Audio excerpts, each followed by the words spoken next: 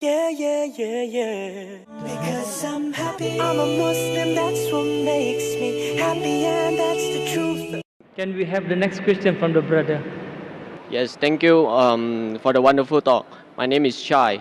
I just want to know, since media is the most powerful weapon nowadays, certain irresponsible parties have released media which causes certain parties to resort to much violence method in solving the problem. According to Al Quran, what is the best approach for this kind of scenarios? The brother asked the question, I think is referring to the innocence of Muslims, correct? Yes, correct. The brother is saying that sometimes certain things, as media is the most powerful weapon, certain things come into the media which hurt the feelings of other people. So what is the best strategy that should be done? Brother is talking about a movie that was released a few weeks before, Innocence of Muslim, which has caused turmoil in the Muslim Ummah, a hue and cry. And I have given a reply that how Muslims should behave. Normally what happens that whenever such issues come, it's common for the Western world to bring out things which are against Islam. We had the case of Salman Rushdie wrote satanic verses, Taslima Nasreen wrote Lajja, then we had the Danish cartoons, now we have Innocence of Muslims. See, normally when such things come, almost all the Muslims jump into the agitation. Number one, what happens is that if Muslims are doing certain productive activity, for example, one person is doing some 100 points of activity, I'm doing 100 points, he's doing 100 points. When such things happen, everyone jumps into it and we stop our normal activity. Maybe from 100 goes to 0.5. And we all jump into these things. Muslims are emotional, that is good, mashallah. But what happens, the growth of activity stopped. What I suggest, there should be specialized organizations to deal with such issues. How today the aid of specialization, we have heart specialists, brain specialists, kidney specialists. We should have specialized Muslim organization to deal with these issues so that the other Muslims can continue with their normal routine activity of spreading Islam and not stop the growth. For this, I suggested 6 strategies.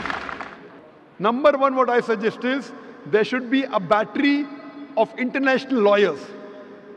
The best lawyers from different parts of the world, maybe the best lawyers from Malaysia, from Muslim Gulf countries, maybe from India, maybe Sri Lanka, from different parts of the world, maybe best lawyers from UK, from USA. Whenever such things happen, we should file a case in the International Court of Law. I don't believe we will get justice. I know the International Court of Law is far away from justice, especially where Muslims are concerned. But at least we will put our point through. Have the best of lawyers. The person who has done the act, he should be brought to task. Even if the law will not punish him, but he'll have a hell of a time replying to it. Number one, we should have battery of international top lawyers. If required, we should hire even non-Muslim lawyers. Put a case in the International Court of Law, point number one. Point number two, the Muslim countries should protest officially.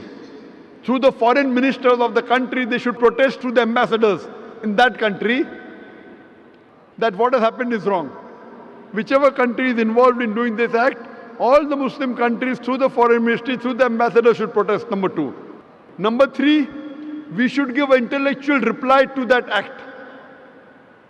Intellectual reply to satanic verses, intellectual reply to Danish cartoons, intellectual reply to Lajja or to Innocence of Muslim.